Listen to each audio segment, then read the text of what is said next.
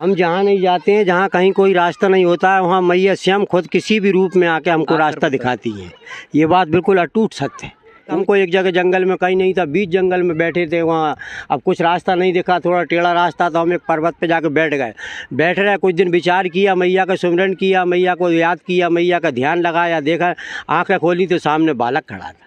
हाँ महाराज खोले तो सामने हाँ, आते से कहने लगा महाराज जी टोपी दीजिए। मैंने कहा मालिक आप कहाँ से आए? कहने लगे मैं पर्वत के उस तरफ रहता हूँ मालिक। मैंने कहा अकेले आप इतने से कैसे आ गए? कहने लगे मैया हमको सबको मैया ने भेजा है हमारे लिए। मैंने कहा बाप प्रभु। कहने लगे चलिए महाराज जी हम आपको रास्ता बताते हैं। कोई भी रूप धारण कर मैया आ जाती है, किसी भी रूप धारण करके आपको तुरंत रास्ता बताएगी मैया। यदि आप रात को 10 बजे यदि भोजन का यदि आपके दिल में विश्वास नहीं है तो आप बगैर भोजन के रात को 10 बजे तक आप इंतजार करिए। यदि 10 बजे तक आपके पास थाली नहीं आए तो आप जो कहें वो हम आपको करने के लिए तैयार हैं। तो माँ नर्मदा मैया की यात्रा मेरे लिए या मेरे साथी चेतन के लिए बहुत बड़े सौभाग्य की बात है कि आज नर्मदा मैया की यात्रा पर हम सब निकल चुके हैं। नर्मदा मैया का आंचल, नर्मदा मैया का वो प्रवाह बार बार आपको दिखाएंगे, जिससे आप भी प्रेरित हों, आपके अंतर मन में भी ये भाव उठे और आप भी नर्मदा मैया की यात्रा के लिए यानी परिक्रमा के लिए निकल पड़ें। देखिए नर्मदा मैया की ये अविरल धारा, कल कल धारा निरंतर आगे बढ़ते जा रही है, ये प्रवाह आगे बढ़ती जा रही है और मैया बोलती हैं कि मेरे आंचल में, मेरे गोद में आओ और मैं सारे संकट को हर लूँगी। और इसीलिए लाखों भक्त जो है 3 साल 3 महीने 13 दिन की लंबी यात्रा की परिक्रमा लगातार कर रहे हैं। हम पूरी तरह से कोशिश करेंगे, प्रयास करेंगे कि नर्मदा मैया के तट पर किनारे हर चीज़ें आप सबको देखने को मिले, आप सबको जानने को मिले, आपको पौराणिक मान्यताएं जानने को मिले, उसका प्रयास करेंगे। एक तरफ पीछे दिखाएंगे कि ये देखिए एक पहाड़ सा टीला है तो ये मिट्टी का टीला, लेकिन ये लंबी श्रृंखला में अगर देखते जाएंगे तो इन्हीं मार्ग को, इन्हीं रास्ते को लेकर ही हमारे संतगण, भक्तगण, साधक जो है वो परिक्रमा लगाते रहते हैं। लंबा जो मार्ग है, रास्ता है, जो तट है, जो किनारा है, यहीं से लगातार परिक्रमा करते हुए निकलते रहते हैं। तो देखिए मार्ग पे दुर्गम बहुत है, मुश्किलें बहुत हैं, लेकिन उसके बावजूद संतों का, भक्तों का, साधकों का लगातार आना जारी रहता है, क्रम जारी रहता है। क्योंकि जिसने एक बार भी परिक्रमा लगाई, जिसने एक बार भी परिक्रमा पूर्ण की नर्मदा मैया की, तो उसके जीवन की सारी मनोकामना पूर्ण हो जाती है और उसके जीवन का उद्देश्य सफल हो जाता है धरती लोक पे आने पे। तो आइए एक ऐसे ही संत एकदम हम लोग बैठे हुए हैं यहाँ पर नर्मदा मैया के आंचल में, जल में, वहीं पर मिल गए। तट में आप देखिए हम लोगों का जो जल है वो नर्मदा मैया के एकदम आंचल में ही है और आप देख रहे होंगे कि जल जो है स्पर्श करता हुआ जा रहा है और उसका भाव, उसका आनंद कितना अच्छा लगेगा उसे जानने के लिए संत महाराज जी से बातचीत करेंगे। ठीक है महाराज जी, हर हर नर्मदे। हर हर नर्मदे हर। जी क्या नाम है महाराज जी? जी मेरा जी हमारा नाम है राजेंद्र दास। विदिशा नगरी हमारी जन्मभूमि है, चित्रकूट गुरुस्थान है, गुरुस्थान पे रहते हैं चित्रकूट। अच्छा, चित्रकूट धाम से नर्मदा मैया की परिक्रमा के लिए आए हैं? जी जी जी जी। ये महाराज जी पहली आपकी परिक्रमा है या? हाँ ये पहली है। एक बार 91 किया था जब हमारी उम्र छोटी थी, तो उस समय हम ज़्यादा भगवान के, मैया के प्रभाव को नहीं समझते थे। उस समय तो बालकपन, थोड़ी छोटी उम्र थी, उस समय आनंद ले रहे थे, साथ संतों के साथ आए थे। उस समय पे संत थे हमारे साथ। उस समय यहाँ कुछ भी नहीं था मालिक, अब तो बहुत कुछ हो गया। उस समय तो गिने चुने आश्रम बने हुए थे और सदा व्रत मिलता था, एक बर्तन देते थे, उसी में आपको भोजन बनाना है, उसी में आपको पाना है, इसके सिवा कुछ नहीं था मालिक। अब तो जगह जगह आश्रम बन गए, हर पल पल पर भोजन है, हर जगह प्रसाद की इतनी। जी मैया का ऐसा प्रभाव है मालिक कि यहाँ जगह जगह पर भक्तों ने ऐसे ऐसे अन्य क्षेत्र खोल रखे हैं कि यहाँ 2 किलोमीटर 3 किलोमीटर पे अन्य क्षेत्र की पूरी व्यवस्था है। आपको वहाँ भोजन मिलता है, सोने की व्यवस्था मिलती है, लैट्रिन बाथरूम की अच्छी व्यवस्थाएं मिलती हैं, सुबह बाल भोग मिलता है, दिन भर में कम से कम रुकते हैं आप तो वहाँ आपको 10 बार चाय मिलती है, बड़ी अच्छी व्यवस्थाएँ, या किसी बात की कोई दिक्कत नहीं है मेरे प्रभु। महाराज जी जैसे ये रास्ता देख रहे हैं, मार्ग देख रहे हैं, एक मार्ग ये देख रहे हैं, दूसरा उस पार भी देख रहे हैं, तो इन्हीं मार्गों से, इन्हीं रास्तों से होकर निकलते हैं जी महाराज जी, हम लोग कच्चे रास्ते से चले आ रहे हैं, मैया के किनारे किनारे दर्शन करते हुए, कांटे में जंगल में नंगे पैर चलते हैं। लेकिन ये है कि मैया का इतना प्रभाव कि जितना सुख किनारे पे है इतना रोड पे नहीं है, क्योंकि मैया के दर्शन होते चलते हैं तो बड़ा आनंद होता है। मैया से बड़ी ताकत अपने आप को प्रदान होती है मालिक, इसलिए मैया के आंखों के सामने चलते हैं तो बड़ा आनंद होता है। ऐसा महसूस होता है कि माँ हमारे साथ चल रही है जी। अचानक महाराज जी मैं देखता हूँ कि माँ का जो आंचल बढ़ने लगता है, यानी जल बढ़ने लगता है जी जी। तो उस समय कैसे रास्ता मिल पाता है कि अचानक जल बढ़ गया और आपको पता नहीं, सुबह आपने प्रारंभ किया और जी, अचानक आंचल बढ़ गया? क्या रहता है महाराज जी, वहाँ घाट बने हुए हैं, वो घाट पे जब जल आता है तो उससे मालूम पड़ जाता है कभी 3 सीढ़ी डूबी थी, अब 6 सीढ़ी डूब गई, तो इससे इसकी जानकारी हो जाती है। तो आगे का रास्ता तय कर लेते जी, उससे आगे का रास्ता लाठी से टेक टेक के फिर हम लोग उस रास्ते को तय कर लेते हैं। जी। कई बार महाराज जी ऐसा होता कि जंगलों से, पहाड़ों से, पर्वतों से होते हुए यात्रा निकलनी पड़ती है, जी। तो ऐसे जगह पर, ऐसे स्थान पर कई बार बताने वाले लोग नहीं जी, होते, जी। तो कैसे यात्रा पूर्ण करते हैं? हम जहाँ नहीं जाते हैं, जहाँ कहीं कोई रास्ता नहीं होता है, वहाँ मैया स्वयं खुद किसी भी रूप में आके हमको रास्ता दिखाती है। ये बात बिल्कुल अटूट सत्य है। कोई भी रूप धारण कर मैया आ जाती है? किसी भी रूप धारण करके आपको तुरंत रास्ता बताएगी मैया। यदि आप रात को 10 बजे यदि भोजन का यदि आपके दिल में विश्वास नहीं है तो आप बगैर भोजन के रात को 10 बजे तक आप इंतजार करिए। यदि 10 बजे तक आपके पास थाली नहीं आए तो आप जो कहें वो हम आपको करने के लिए तैयार हैं। तो जैसे जंगल है, घनघोर जंगल है, पहाड़ पर्वत कोई दिख भी नहीं रहा, तो वहाँ पर भी व्यवस्था? हाँ, वहाँ पे भी भगवान की कृपा से मैया ने सब व्यवस्था कर रखी है। वहाँ पर भी प्रसाद आ जाता है? जी, बराबर भोजन मिलता है वहाँ। जगह जगह जो गरीब लोग हैं, जो पहले लूटते थे, वो लोग जो इनको अपन आदिवासी कहते हैं, भील लोग थे, उस समय लूटते थे आज से 40 साल 30 वर्ष पहले। लेकिन अब उन लोगों के भाव में इतना परिवर्तन आ गया कि अब वही लोग सेवा करते हैं। चावल होते हैं तो चावल खिलाते हैं, खिचड़ी होती है तो खिचड़ी खिलाते हैं, अपने यहाँ सोने की व्यवस्था करते हैं। वो लोग बहुत सेवा करते हैं। अब यहाँ किसी प्रकार का कोई डर भय नहीं है, कोई जानवर का डर नहीं है। में आदिवासी कोल भील होते हैं जी, वो प्रसाद की व्यवस्था करते हैं? जी जी करते हैं, बहुत भाव से करते हैं जी। तो उनके पास तो संसाधन बहुत कम होता है? बहुत कम होता है, लेकिन जब उनके भाव में इतनी शक्ति होती है, कम उनके भाव में उतने ही भोजन में 50 लोग भी होते हैं तो सब तृप्त हो जाते हैं। बड़े भाव से रखते हैं वो लोग। अच्छा, कभी चावल करा दिया, कभी सब्जी करा दी, जो भी कभी, हाँ जी, कभी चावल खिलाते हैं, कभी खिचड़ी खिलाते हैं, कभी बाजरा की रोटी खिलाते हैं, कभी गेहूं की रोटी खिलाते हैं, कभी ज्वार की रोटी, नाना पर कभी पूड़ी खिलाते हैं। प्रभु जी मैया का इतना आशीर्वाद है कि हम कुछ कह नहीं सकते हैं। अपने स्थारों में, घरों में इतना सुख नहीं है जितना मैया के चरणों में है। यहाँ तो बिल्कुल स्वर्ग से है। यदि स्वर्ग को नापा जाए तो स्वर्ग से 100 गुना अच्छा मैया के चरणों में सुख है मालिक जी। जैसे किनारे किनारे जब चलते हैं तो क्या स्मरण करते हैं, क्या मतलब कुछ लगता है कि हम यहाँ पर बोने के लिए आ रहे हैं? जी जी जी, ये जीवन सिर्फ मानव तन के लिए मिला है। भगवान ने कहा है कि देह धरे का फलिए भाई, भजिए राम सब काम बिहाइए। मानव तन मात्र मनुष्य तन के लिए है, और योनियों में सब सुख है, लेकिन अपन इस बात का एहसास नहीं करते हैं। दुख यदि है तो मानव तन में, क्योंकि मानव तन के लिए आशा है, स्वार्थ है, कामनाएं हैं, इसलिए इस कारण से मनुष्य की दुख का कारण है। मोह सकल व्याधन कर मूल, हर मनुष्य मोह में डूबा हुआ है। उसके दुख का मूल कारण ही मोह है मालिक। नहीं तो दुख का नाम तो संसार में ही नहीं है। माया तो खजाने की मैया है, इसको मैया के लिए किसी चीज़ की कमी नहीं है। लेकिन अपने बेटों को मन चाह भर देती हैं, लेकिन देती उन्हों की है जो पात्र होते हैं। पहले अपन को पात्र बनना पड़ेगा। अपने अंदर का जो कचड़ा है इसको निकालिएगा आप। अपने अंदर जो काम करो, लोभ मोह छल कपट अहंकार लालच का ये कचड़ा भरा हुआ है ना, ये दलदर भरा हुआ है, ये मैल भरा हुआ है, इसको निकाल के इसके अंदर अच्छी चीज़ों का निदान कीजिए तो आपको उसमें फिर मैया का बड़ा आशीर्वाद मिलेगा आपको।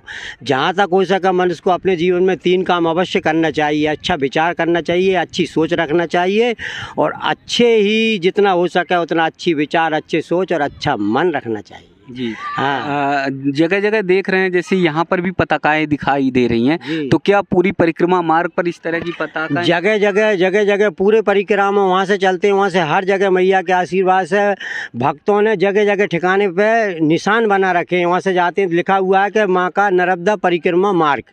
हर जगह माँ नर्मदा, हर नर्मदे मार्ग, हर जगह पथ लिखा हुआ है, कहीं मार्ग लिखा हुआ है।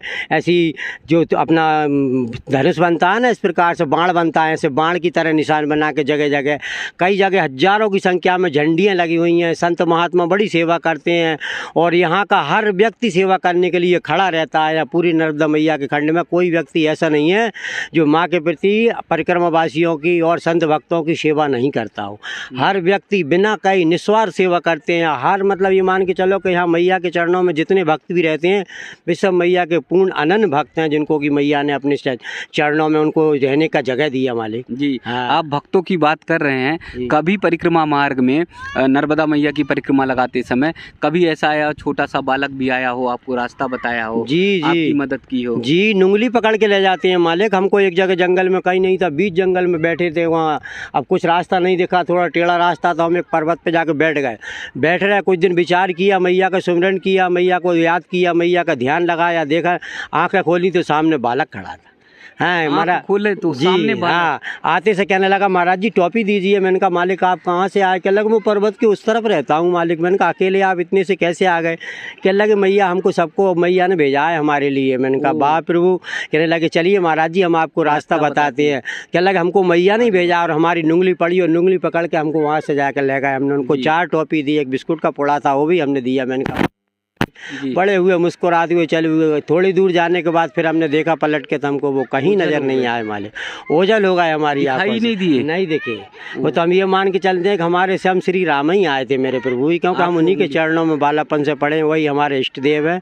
इसलिए हमको पल पल पे घनघोर जंगल में पहाड़ पर बैठ गए थे तो ऐसा लग रहा था कि अब निकलना मुश्किल है, कहाँ जाएं, किस तरफ जाएं? घबरा गए थे, ऐसा लग रहा था कभी इस जंगल में जाए कहाँ, और शाम का समय होने वाला था। लेकिन मैया ने ऐसा है बालक जी और आगे ले गए वो बालक, और आगे ले जाकर उन्होंने बताया कि महाराज जी वहाँ जाइए। वहाँ गए, वहाँ जाकर मैया ने बड़ी सेवा करी, हमको बढ़िया सोने के लिए बिस्तर दिया, बढ़िया फर्स्ट क्लास भोजन बनाया, बाजरा की रोटी दी हैं, और सरसों के सब्जी बनाया, कुछ और भी अपनी सामग्री अचार वगैरह से हमारी बड़े अच्छे तरीके से सेवा की प्रभु जी। अच्छा, और वो बालक ओझल हो गए? हाँ, बालक को बहुत ढूंढा फिर हमने, फिर हमको उनके दर्शन नहीं हुए। और मैया ने तो जगह जगह कम से कम कोई दिन ऐसा नहीं जाता कि हमको मैया के दर्शन नहीं हो। किसी न किसी रूप में मैया हाथ पकड़े ही चल रही है मालिक हमारा। तो आज तक 6 महीने हो गए हमको। हम 16 नवंबर को घर से निकले थे विदिशा से, ओमकारेश्वर आए, ओमकारेश्वर से बस पकड़ के है ओमकारेश्वर से फिर हमने गऊ घाट से ये परिक्रमा उठाया। मंगलदास जी के यहाँ से इनके कागजात बनते हैं, जो अपने प्रमाण पत्र भी कहते हैं, उसको लेकर फिर आप चारों जगह सील लगती है जगह जगह उसी प्रमाण पत्र पे।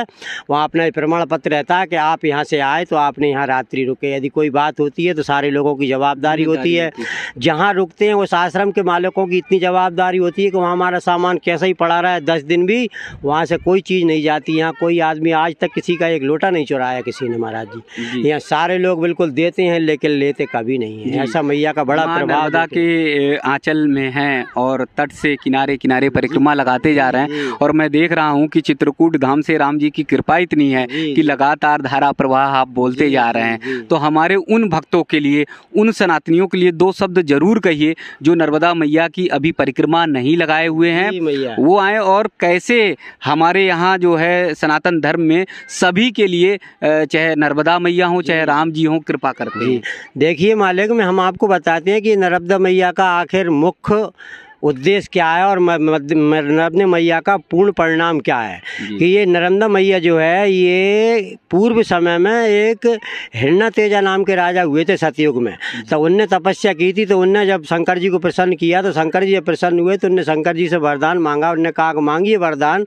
तो उनने कहा कि हम आपको मैया सहित पृथ्वी लोक पर ले जाना चाहते हैं। भगवान तो बोले हैं आज जो भक्त भगवान की आराधना करता है उसको वो देते ही हैं। तो उनने कहा ठीक है मैया, उनके साथ भेज दिया। और इसके बाद फिर त्रेता युग आया। त्रेता युग में एक पूर्वा नाम के राजा ने तपस्या की, भगवान हुआ। इसके बाद फिर कलयुग में मार्कंडेय ऋषि और भी कई संतों ने तपस्या करी मैया को लाने के लिए। इसलिए फिर मैया का यहाँ जाकर फिर मैया का फिर उद्घाटन हुआ और यहाँ करोड़ों लोगों की मैया उद्धार कर रही है। यहाँ किसी दुख बीमारी तो यहाँ मैया के स्नान करने से ही चले जाते हैं मैया। हाँ देवता जी, यहाँ कोई बुखार छल कपट वाले जो होते हैं उन्हीं को यो बागी जिनके मन निर्मल है ना, वो तो टीबी के बीमारी भी है तो निकलते हैं तो ठीक हो जाते हैं, दौड़ने लगते हैं। अगर निकल जी लंगड़े आदमी चलने लगते हैं, बोलने वाले जो नहीं बोलते हैं वो बोलने लगते हैं। मैया के जल का इतना प्रभाव है मालिक, आशीर्वाद। हाँ बहुत ज़्यादा। यहाँ पल पल पे माँ के प्रभाव का तो अपन अगर पूरी उम्र भी गुजार रहा तो अभी माँ के सद्गुणों का और माँ के वर्णन गुण का वर्णन हम नहीं कर सकते हैं मालिक। मैया तो अथाह हैं। हाँ, और शाम को हम लोग यहाँ रुकते हैं, वहाँ हम जब परिक्रमा चलते हैं तो परिक्रमा चलते हैं तो परिक्रमा हमको जगह जगह सोने को मिलता है, जहाँ हम रुकते हैं रात्रि में वहाँ अपने मैया को रखते हैं, अपना आसन लगाते हैं, आसन लगा के बढ़िया कायदे से मैया का भजन पूजन करते हैं, आरती करते हैं प्रतिदिन मैया की। इसके बाद फिर वहाँ से जाने के बाद फिर सुबह जब उठते हैं तो फिर मैया का पूजन पाठ करके और फिर 6 साढ़े 6 बजे यहाँ 6 नहीं बजते हैं। और यहाँ भगवान की कृपा से जिस आश्रम में रुकते हैं वो भक्त चाय लेके आ जाते हैं मालिक, 7 नहीं बजते हैं बाल भोग लेके आ जाते हैं। इतना अच्छा भाव है, लोग बड़े अच्छे तरीके से स्वागत करते हैं, बड़े अच्छे तरीके से विदा करते हैं। जो चाहिए, कपड़ा नहीं है कपड़ा लीजिए, वो हैं आप पे लोटा नहीं है लोटा लीजिए, कमंडल नहीं है कमंडल लीजिए, पैसा नहीं है पैसा लीजिए, आपको जो चाहिए हर चीज़ देने के लिए तत्पर रहते हैं मालिक। अभी एक बात बताई थी महाराज जी आपने कि कई युगों का प्रताप है, तपस्या है जो नर्मदा मैया जो है धरती पर अवतरित हुई। जी जी जी मालिक जी। हाँ, ये मैया का ऐसा प्रभाव है कि ये संतों के द्वारा यहाँ जगह जगह जितने भी घाट देख रहे हैं ना आप, जितने भी घाट बने, इन घाट पे कई देवताओं ने गलती की तो गलती के कारण भगवान ने इनको श्राप दे दिया।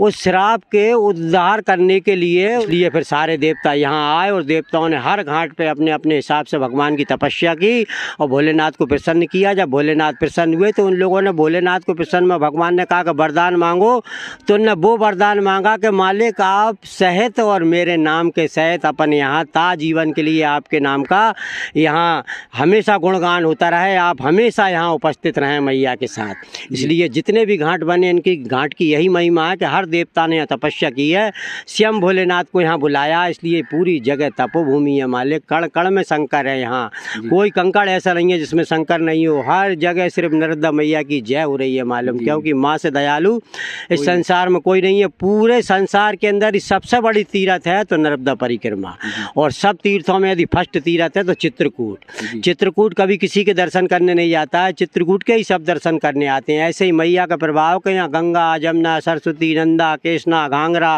गोमती गोदावरी मंदाकिनी कावेरी गोपत गंगा सरजू मैया गंगा हनुमान धारा गंगोत्री जमुनोत्री बद्रीनाथ केदारनाथ 1.25 करोड़ गंगा और 1.25 लाख पर्वत मैया के दर्शन के लिए खड़े रहते हैं इंतज़ार में। लेकिन मैया का ऐसा प्रभाव है कि बड़े मुश्किल से उन लोगों को दर्शन होते हैं, और भक्तों के लिए तो मैया हाथ पकड़े चलती है मेरे प्रभु। देवताओं से ज़्यादा कृपा भक्तों पे करती है मैया, संतों पे करती है मैया।